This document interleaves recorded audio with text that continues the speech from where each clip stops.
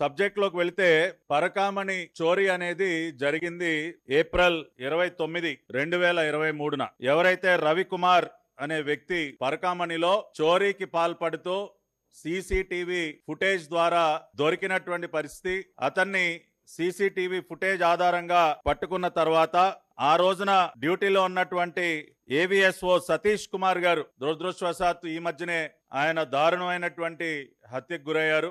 వారు ఇమ్మీడియట్ గా దానికి సంబంధించి ఫిర్యాదుని అందించటం, తిరుమల 1 టౌన్ పోలీస్ స్టేషన్ లో ఆయన ఫిర్యాదు చేయటం, ఎఫ్ఐఆర్ ఫైల్ చేయటం ఇవన్నీ కూడా జరిగాయి. కానీ ఇక్కడ గమనించాల్సినటువంటి విషయం ఏంటంటే, ఎప్పుడైతే ఈ ఇన్సిడెంట్ జరిగిందో, ఈ దొంగతనం దొరికిందో, అప్పటి నుంచే ఈ వ్యవహారం మొత్తం కూడా వెనకుండి నడిపిస్తున్నటువంటి పరకామణి చోరీ ఎప్పుడైతే పట్టుబడిందో ఇమ్మీడియట్ గా తిరుమల 1 టౌన్ పోలీస్ స్టేషన్ లో ఫిర్యాదు చేయటం, ఎఫ్ఐఆర్ ఫైల్ చేయటం జరిగాయి. అప్పటి నుంచే ఈ వ్యవహారం మొత్తం కూడా వెనకుండి నడిపిస్తున్నటువంటి పెద్దల యొక్క పాత్ర ప్రారంభమైంది. ఎందుకు నేను ఈ మాట అంటా ఉన్నానంటే, సాధారణంగా ఇటువంటి దొంగతనాలు, దోపిడీలు జరిగినప్పుడు సెక్షన్ 409 ని ఫైల్ చేస్తారు. సెక్షన్ 409 మరి అప్పుడున్నటువంటి ఏవిఎస్ఓ సతీష్ కుమార్ దీనికి సంబంధించినటువంటి ఫిర్యాదు తిరుమల 1 టౌన్ పోలీస్ స్టేషన్ లో ఇవ్వటం, వారు ఎఫ్ఐఆర్ ఫైల్ చేయటం కూడా జరిగాయి. కానీ ఎఫ్ఐఆర్ ఫైల్ చేసినప్పుడు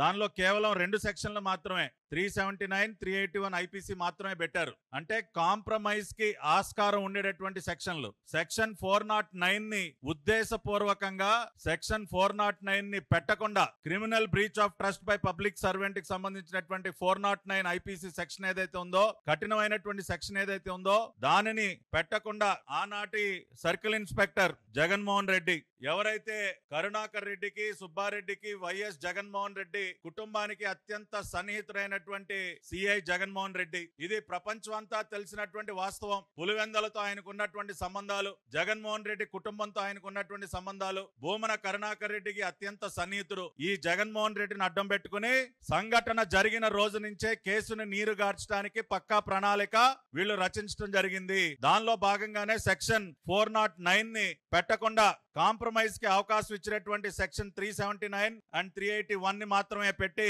అక్కడి నుంచే ఈ వ్యవహారం మొత్తాన్ని కూడా కప్పిపుచ్చే ప్రయత్నాలకి తెరలేపడం జరిగింది. ఇది అయిన తర్వాత మీరు ఒక్కసారి స్క్రీన్ మీద చూడొచ్చు, ఏదైతే రిజల్యూషన్ నెంబర్ 159 ఏదైతే ఉందో, అంటే టిటిడి బోర్డు రిజల్యూషన్ 159, ఈ రెజల్యూషన్ ద్వారానే CV Ravikumar and CVR Ramya, అంటే రవికుమార్ అతని భార్యకు సంబంధించినటువంటి ఆస్తుల్ని గిఫ్ట్ డీడ్ ద్వారా దాదాపు 14,43,22,000 రూపాయల విలువైనటువంటి ఆస్తుల్ని గిఫ్ట్ డీడ్ ద్వారా ఇవ్వటం జరిగింది.